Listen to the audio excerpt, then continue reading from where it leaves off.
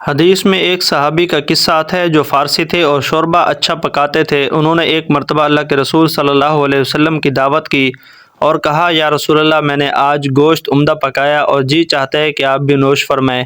آپ نے فرمایا، وہ عائشہ، کہ حضرت عائشہ کی بھی دعوت کرو۔ تو وہ صحابی صاف کہتے ہیں کہ نہیں، حضرت عائشہ کی دعوت منظور نہیں۔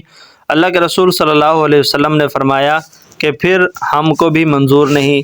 وہ صحابی یہ سن کر سیدھے ہی چلے گئے۔ کچھ دور جا کر پھر محبت کا جوش ہوا اور واپس آئے اور کہا، اے اللہ کے رسول، تشریف لے چلیے۔ فرمایا آپ نے، اور عائشہ بھی؟ کہا نہیں۔ حضور علیہ السلام نے فرمایا، پھر ہم کو بھی نہیں۔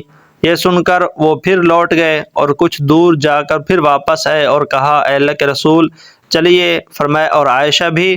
کہا ہاں، عائشہ بھی۔ تو اللہ کے رسول صلی اللہ علیہ وسلم تشریف لے گئے۔ تو حضور صلی اللہ علیہ وسلم صحابہ کے ساتھ بے تکلف تھے کہ دل کی بات کو صاف صاف عرض کر دیتے تھے۔ جب تک خود ان کے دل نے حضرت عائشہ کی دعوت منظور نہیں کی، اس وقت تک برابر انکار کرتے رہے۔ یہ نہیں کہ اللہ کے رسول علیہ السلام کے ارشاد سے شرما کر پہلے ہی مرتبہ میں قبول کر لیتے۔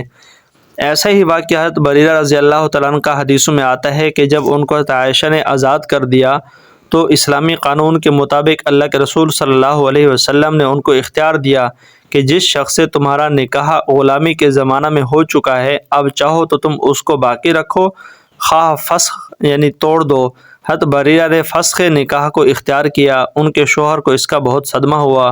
وہ ان کے پیچھے پیچھے روتے ہوئے پھرا کرتے تھے۔ اللہ کے رسول علیہ السلام نے حضرت عباس سے فرمایا کہ اے عباس، دیکھتے ہو کہ مغیث کو بریرہ سے کیسی محبت ہے اور بریرہ کو اس سے کیسی نفرت ہے۔ اس کے بعد اللہ کے رسول علیہ السلام نے بریرہ سے فرمایا کہ اے بریرہ، تم مغیث سے پھر نکاح کر لو تو اچھا ہے۔ تو وہ پوچھتی ہے، اللہ کے رسول، یہ حکم ہے یا سفارش ہے؟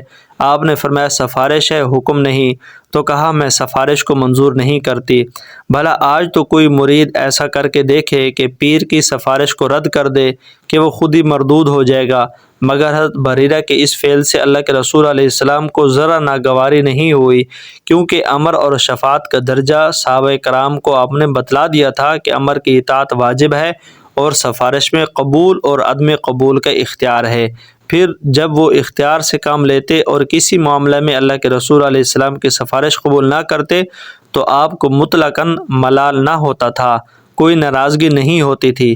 اگر آج کل بھی کسی پیر نے اپنے مریدوں کو اپنے ساتھ ایسا آزاد کر دیا ہو کہ وہ اس کے سامنے اپنے دل کی بات کو صاف کہہ سکتے ہیں اور اس کی سفارش کو بھی کسی وقت رد کر دیتے، اس کو یہ جائز ہے کہ اپنے ساتھ دعوت میں کسی کو لے جائے اور داعی سے کہہ دے کہ میں اس کو ساتھ لایا ہوں، اگر اجازت دو تو یہ کھانے میں شریک ہو ورنہ لوٹ جائے۔